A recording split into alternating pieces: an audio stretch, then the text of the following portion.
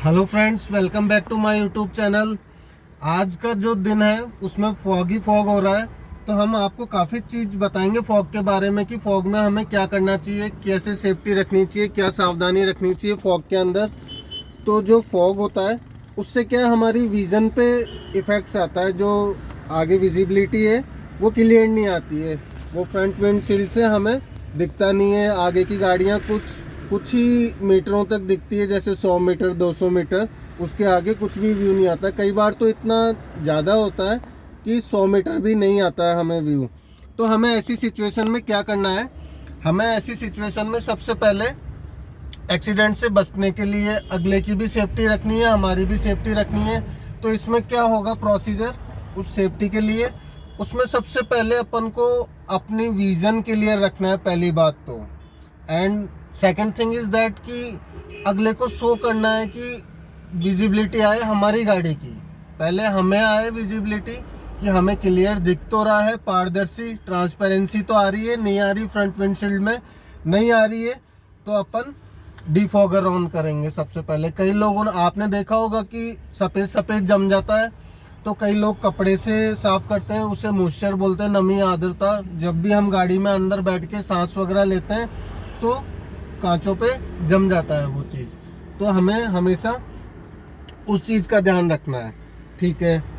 अब उसके लिए हमें डिफॉगर ऑन कर लेना है। कई लोगों को डिफॉगर ऑन करना नहीं आता, उसके बारे में भी मैं बताऊंगा अभी। और डिफॉगर के साथ में हमें हीटर भी ऑन कर लेना है। और दूसरी चीज़ कि हेडलाइट्स ऑन कर लेनी है, हैजार्ड लाइट्स ऑन कर लेनी है, ताकि हम सेफ चल सकें, सुरक्षित रह सकें। तो इस चीज़ से बचने के लिए हमें ये प्रोग्रामिंग करनी चाहिए, ठीक है।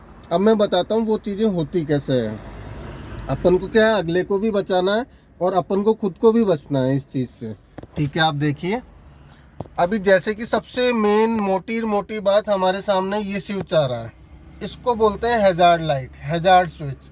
अब मैंने जैसे इसको ये दबा दिया तो मीटर में ये लाइट आने लग गई है, चारों इंडिकेटर फ्लैश करने लग गए, मतलब इसे बोलते हैं हैजार्ड लाइट, हैजार्ड स्विच।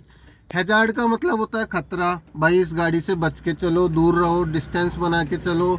ये ब्लिंक करेगी तो दूसरी गाड़ियों को दिख जाएगा। जैसे आप देख सकते हो बाहर कई गाड़ियों ने हैजार्ड लाइट, जैसे इस गाड़ी ने हैजार्ड लाइट ऑन कर रखी है, बाकी दिख बिल्कुल व्यू नहीं आ रहा है।